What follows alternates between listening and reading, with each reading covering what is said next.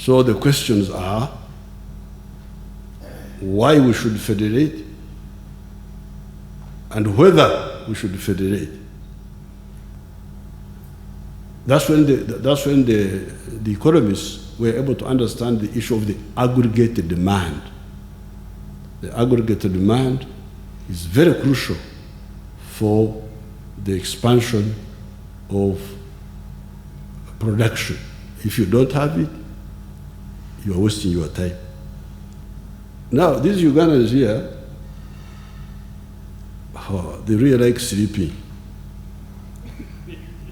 Ugandans, if you don't know them, they sleep, wanalala sana. And because they are asleep, they don't know what is needed. That's why you hear them talking of parochialism, tribe, religion, village, province, because they don't know. They are looking only after goats. When you are looking after a goat, you need just one hill. For us, with the NRM, we are telling you about patriotism within Uganda, uzalendo ndani ya Uganda, Pan-Africanism for Africa. Because we knew that in order to have prosperity, you cannot think in terms of your tribe, you cannot think in terms of even Uganda. You must think in a Pan-African way. Otherwise, you will condemn your people to poverty forever. It is my honor and privilege to launch the consultations for the Constitution of the East African Confederation. I launch for the whole of East Africa now, all the way to Bunya. Chinyarwanda, Chirundi, I can hear very clearly most of the word. Chiruya, if I miss this Baruya, Murembe, Uriena, Makua, the ones from Western Kenya. Then the Luos, you find they have a lot of the Luos of Kenya, same with the Luos of Uganda. Mr. Moi's tribe, the Sabine and the Karenjin, Chamgai, Subai, Takwenya, the Tesos. So these groups are linked. But above all, we have Swahili. Swahili, which is apart from the traditional linkages, there is this one, the additional one of Swahili. Swahili, which is a language of mainly Bantu, but also with some other inputs, which is a neutral dialect, which can link this area. So, if you are looking for prosperity, but also you are looking for strategic security, for strength, you happen to have a group which can be cohesive around a language, which the Europeans don't have. European Union cannot go beyond where they are now. They don't have Swahili. They don't have a neutral language which can unite them. German, English, Italian, Polish. Who will give up his language to use the language of the other? They can't. They can't go beyond where they are now.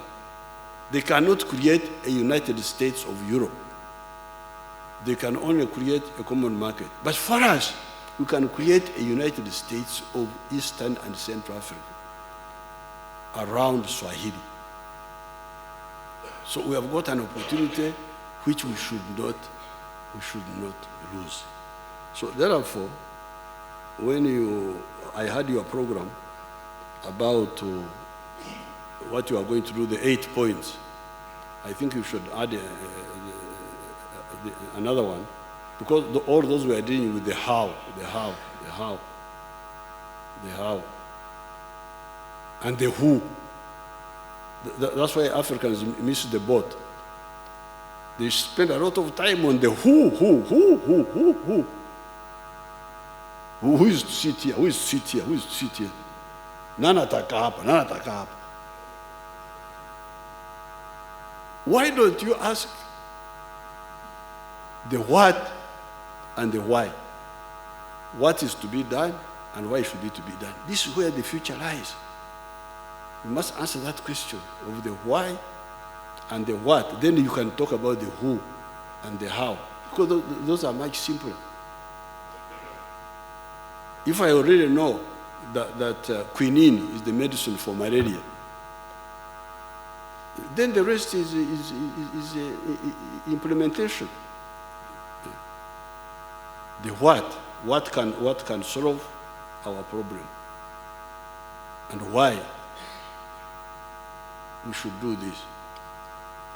So I'm very happy to be here to this issue of the money. Surely we cannot fail to get this $4.8 million. I will ring His Excellency Kagame, our chairperson. I said, how can we?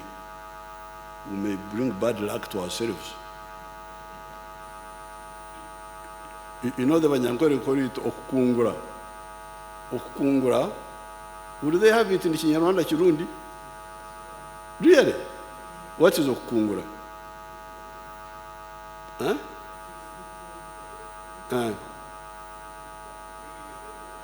Yes. You can, like the Banyankore would say, if a child lies on his back, a small child, and starts kicking his legs, they say, Umwana na kungura. This child is going to bring, his father may die. Because he's kicking as if he's crying. And the crying may kill the father. So if we say we cannot get 4.8 million, we cannot. Me, I fear I will have to look for the money.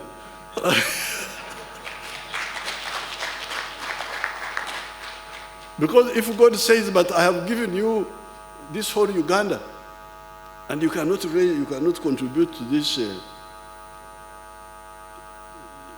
this small amount of money, it may cause Uganda bad luck. So I don't want to. How would they say it in Kirundi? Kwikungura, eh? How would they say it? To kungura against yourself. How would they say it? In Kinyarwanda, Mugambaje, how do they say?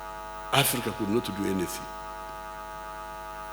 So, apart from addressing the issue of prosperity, we must also address the issue of strategic security. Uganda, under good conditions, can develop, will develop into a modern country, and it is developing. Our literacy rate now is 77%. It was 43%. So it will develop. Of course, it could develop faster if we had a confederation or a federation. It would even be easier. But still, it is developing. But economic prosperity alone may not immunize you against aggression by bigger powers. In the Second World War, the first victims of aggression by Germany were highly developed countries of Holland, of Belgium, even France. Even France was overrun by Hitler. Denmark, even Norway, Poland, Czechoslovakia, all those countries were overrun by Hitler. Today, Israel is a highly developed country, technology-wise. But if they did not have the United States behind them, it would not be easy for them to stay in that part of the world. You see how United States is frightening Iran, because Iran has got a lot of potential which can overwhelm Israel in spite of the technology. So the second reason, the second why is because Africans are wonderful. When they wake up, they start copying some things. There's now insurance. Me, I don't have any insurance. There's life insurance. When we were struggling in our war, I had one of my relatives who was very, very modern. So one day we were traveling somewhere. He said, I cannot travel in economy class. I said, why? My insurance does not allow me. That he has a good insurance. He must travel first class. I said, my insurance is security in Uganda. Once there is security in Uganda, that's my insurance. So I don't have any insurance for, I don't know whether Janet has for houses or what. I've not asked her. That is her business. But if you insure cars, you insure houses, why don't you insure Africa? What is the insurance policy for Africa against aggression by big powers? Even these Asian countries, which are now our friends, they can become a problem tomorrow. Now, they are governed by communists, people who were with us ideologically. But they can be taken over by fascists. What if a fascist takes over a huge country like China? Huge, big population, resources, we are not sure, natural resources. Here you have got Africa, because our Lord's Prayer says, thou shalt not lead us in temptation, but deliver us from evil. But Africa says, I lead all of you into temptation. Because by remaining weak, we tempt the greedy. So, that's why we say that the second why is where possible to work for strategic security, to create a unity which has got the capacity to resist all and every aggressor who may want to have hungry eyes on Africa. That's why, therefore, the other one, prosperity, we try to achieve through economic integration. But when it comes to strategic security, you cannot easily achieve it if you remain separate countries. That's why we talk of federation. In fact, confederation, I see it as a transitional stage. The actual aim should be federation, so that we can have a strong country, a strong center of gravity for Africa. You have smaller countries in Europe. You have smaller countries, Luxembourg, Monaco, they are there. But they have got a center of gravity. The United States of America is the center of gravity of the Western system. What is our center of gravity? Africa. What is Africa's center of gravity? Where is our strength? Who is our strategic guarantor? We are just here, Uganda, this one. But how then do you create economic integration? Is for prosperity. We need political integration for strategic security, to have enough strength, enough army, a big army which can go in the oceans, which can go in space. But can you have political integration of the whole of Africa? This is where I differed with Muammar Gaddafi and even Nkrumah, because Nkrumah believed that the whole of Africa should become one country. Africa, this Africa, with all type of these people. With economic integration, I can trade with anybody. So economic integration, the CFTA, which we have now launched, is good. I can trade with the Arabs. I don't mind. Sugar is sugar. I can sell it to anybody, they can sell me what they have. But economic integration should be among people who are either similar